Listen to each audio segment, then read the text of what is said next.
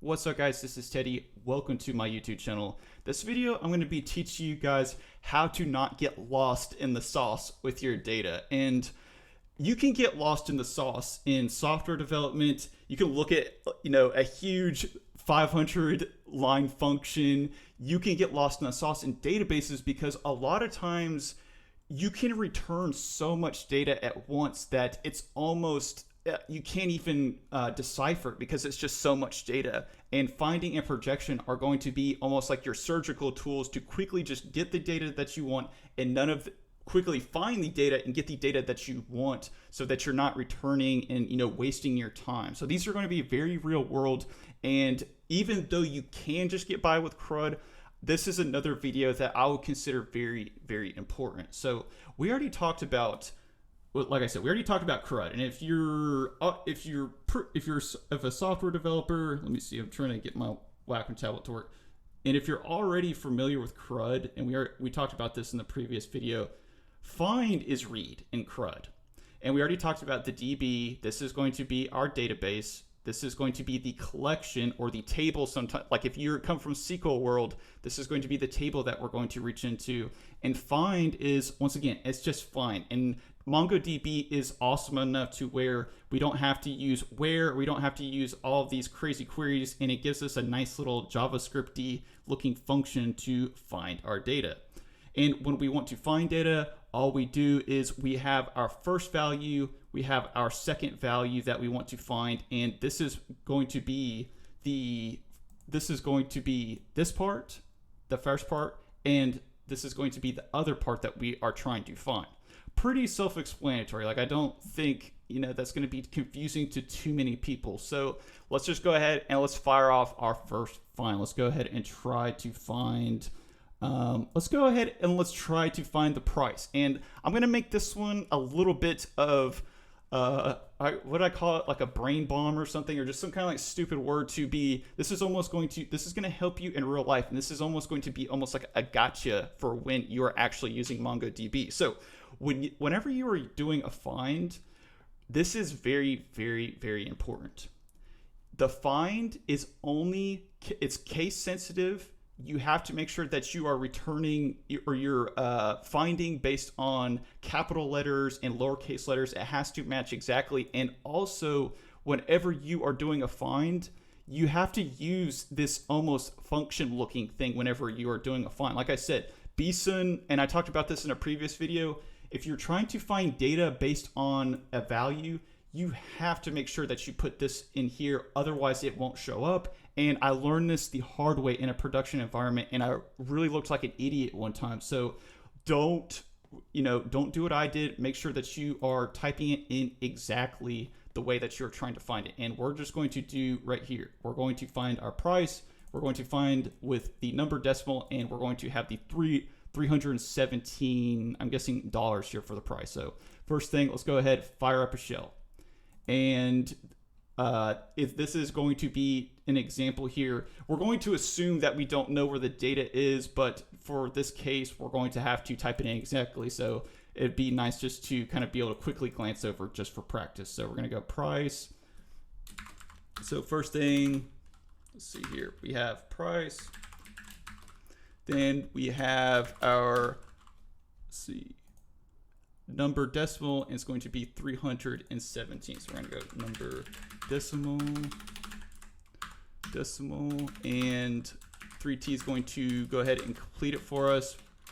And then we are going to put in our $317. And because it's a number decimal, kind of self-explanatory, it's going to be a number and a decimal. Okay, and also make sure if you are not using 3T, 3T will quickly fire up the collection for you, so you don't have to go through and actually type in the use. But if you are not, or you're using the actual command line, make sure that you are in the correct database, and we're using the test data that we have from MongoDB. And if you want to learn, or if you want this test data, I've got a video on how to actually do that. So make sure you're in the right database, and then also make sure that you have the right collection. We have listings and reviews, and let's go ahead and let's click find. And look, would you look at that? Look at all of that juicy data that was just returned. It returned 4 documents for us. And if you want to You could also look at it in a table view. If you're more of a SQL guy or SQL gal, you can go ahead and look at it that way as well too, but I prefer good old JSON. So another thing that we have to be able to do is we have to be able to do projection. Luckily, MongoDB has got your back. MongoDB said, hey, like I know that whenever you're finding a lot, you're doing a lot of projection. You don't want to return all of the data back. And what it does is it gives you in the second part, if you notice right here, that's going to be where our actual data is. So in our version, we already have this. So it would be almost, just to kind of reiterate here, it would be, you're going to go in here and you're going to type in just whatever case, let's just say our Pokemon. And then here you notice that it's a 0 or it's a 1. So if you do want it to return, you have a 1. If you don't want it to return, you return a 0. So let's go in here and let's see, getting a little confused here. Okay, so go here. Then let's say we do, the only one that we want to return is going to be the Pokemon. So go in here, or actually we don't have Pokemon in this one. This is the Airbnb table. We're going to go in here and we're going to have the price. So if we do want to return the price, watch what happens. We put a 1 in here. It's almost like a Boolean or it's almost like binary.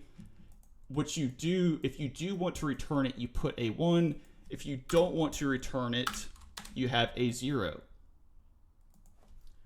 And I accidentally deleted my curly brace there. So if you don't want to return it and you want to return everything except that, that's when you put the 0. And if you do, once again, we have the 1. And if you don't want to return the ID, you have to explicitly put in there, let's see, you have to explicitly put in that you do not want to return the ID. So if you don't want to return the ID, otherwise it will always return the ID, you want to just go in here and you put the 0. And because it's an actual int, not a string, that's what we're gonna do. And voila. If you don't want to return the ID, which I don't really even know why you wouldn't want to, you put the 0, otherwise it's going to do it. And it kind of makes sense. You usually want to return that ID with it as well.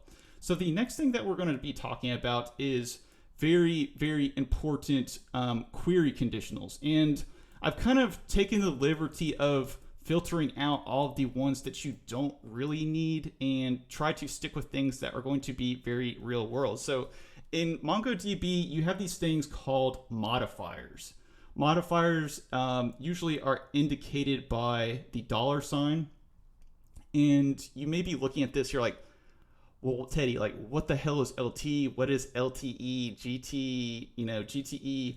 This is less than, it's basically an abbreviation for less than. This is less than or equal to, less than or equal to, or equal. And the rest of these are going to be, and I think you probably get the picture. This is greater than, or this is greater than or equal to. And it kind of makes sense whenever you're searching for data, whether you're, maybe you're searching for money, maybe you're searching for dates. You need these query conditionals because they're going to allow you to filter things. And it kind of, like I said, a lot of this is very intuitive. If you're searching for money, or if you're searching more specifically, what you're probably going to be searching for is dates, like whenever it was actually created, you're going to be using these. And it works very, like MongoDB pretty much does everything for you. So let's just say here we have our DB collection, we have find. What you do is you have the field, and then what you do is you have this extra curly brace, and you can add as many of these. You could just have greater than, you could just have less than, and it's, like I said, it's pretty simple. So we'll just go in here. We're going to bring up, we're going to bring back up the IntelliShell. I think it's got a cool, the IntelliShell. It's kind of a cool name, I guess. And then we're going to go in here. We're going to go, let's see, go in here, and then we're going to have our extra curly brace. And then here is where we're going to have our greater than. So let's just say we want the price to be, and I'm just going to delete this for a second just to get all of these. So if you just want to find everything, you just have the find right here. And let's just say we want, we want the let's look at some of these other prices, so that we want the price to be less than, trying to find a price. So we want the price to be, let's just say we're a very budget conscious consumer, and we want to have the cheapest hotel room that we can. Sounds kind of sketchy, but just for example's sake, we're gonna try and find like a really cheap hotel room. Okay, so less than, and please don't, you know, I'm not like some dude that's like into really cheap hotels. Okay, all right, and remember, make sure we gotta have our number. Maybe in my younger days, I was really into cheap hotels when I was in my partying days. And we're going to have, let's see if we can find a price less than $100. And we're going to we also, because it's number decimal, we gotta have less than 100. So let's see if we can go ahead, find a price for, oh sweet, a private room in Bushwick. And let's see what the price is. Oh my gosh, we can get a really cheap hotel room for $40. Would you look at that? Okay, so now you know where to go if you need now you know how to find a really cheap hotel in a database. Okay, so being a little weird here, but we're having fun. So let's move on to InOr. InOr is going to be important for when you want to find, let's say you want to find a hotel type or a Pokemon type. I think I have like a Pokemon example here, and you're trying to find a specific type of Pokemon.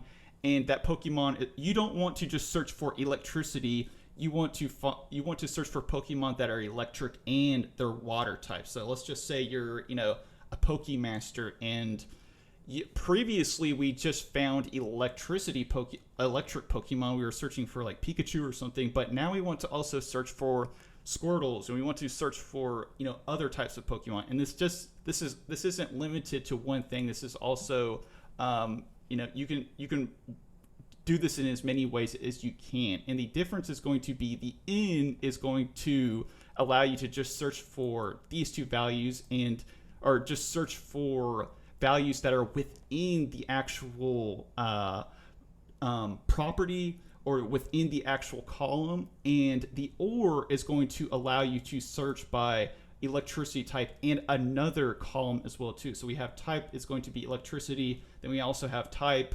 Let's just say we want to search by the type and we want to search by the Pokemon age. These are, like I said, these are examples. You would use the or. And also you could, and I'll talk about this here in a second. We will talk about being able to search within nested data types as well too. We'll talk about nested, but let's just go ahead and let's do our example for our in operator as well. So we're going to go in here, and we're going to type in, or actually first, let's find some data that we need, and we can get rid of this because we're not going to be using it anymore. And we need our extra curly braces, and we will have our in. And what you want to do is you want to also have an array. So let's just go in here, and this would probably be best as a type. And let's find a bed type apartment. So let's just say we want to find both apartments, and we want to find, let's see what the other name for the type. We've got an apartment. Let's try to find a house.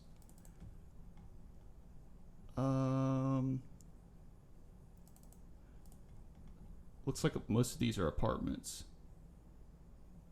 So property, okay, loft. So let's just say we are trying to find a loft, and we are also trying to find an apartment. So we're gonna go and make sure that they are case sensitive. So we're gonna go apartment, and then we're going to go loft. And this is going to help us find both the apartment and the loft in price. Kind of intuitive, kind of makes sense, pretty self-explanatory. And I don't think there's probably a misspelling. We shouldn't be the price. Let me see here. I'm gonna go in here, and it's going to be property type, and it's going to be snake case. I think that's snake case. So we're gonna go here. We're gonna go property type. Got property type, just like that, and property type in apartment. And that's going to help us find all of our property types that meet this constraint. So the next thing that we want to do is we want to go into our OR.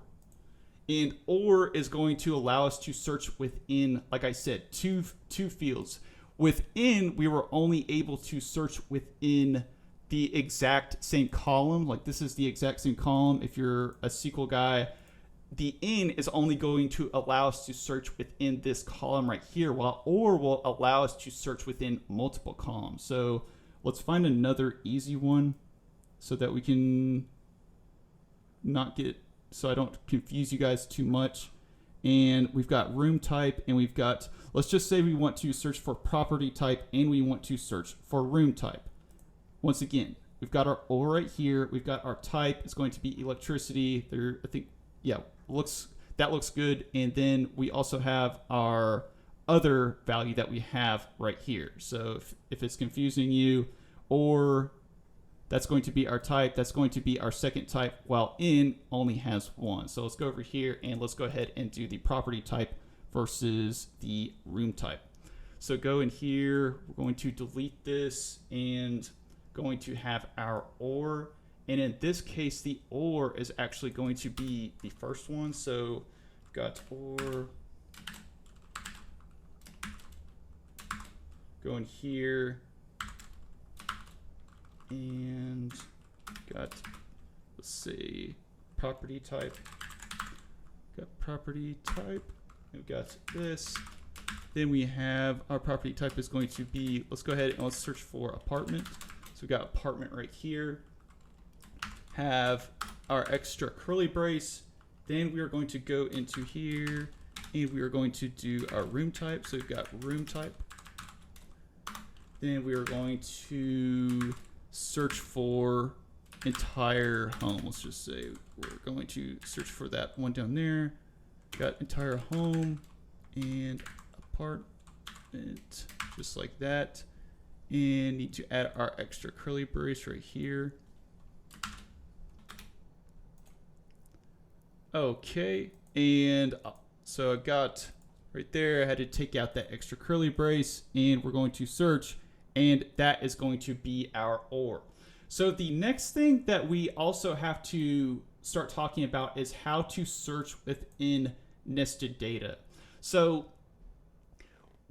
whenever you think about searching in nested data, it's really not that complicated, and there's different ways to do it, but the easiest way is going to be address and dot and then country. So let's just say, and this example already works within our database, is we have our, let's just say we're searching for our address. So let's go in here. We're going to go ahead and delete this one. So we've got address, then come in here. Let's actually look at the JSON, because I think the JSON makes things easier to kind of look at and decipher. Then we're going to go down here, and let's just say we want to search for all addresses with the country of Brazil. And it's very easy. All you want to do, it's very simple to dotting in JavaScript, because I think the whole entire engine itself is basically built off JavaScript. So you go in here, you type in address country, you type in Brazil, and let's see, go ahead, find this, and this finds all of the listings with the country or the address in the country of Brazil. And that is going to be pretty much 90% of how you actually find things in MongoDB. Once again, there's tons of other extra ways to manipulate data, but this is going to be what you're going to see most likely when you're actually working with this in your app or whenever you're at work. That's going to be the video.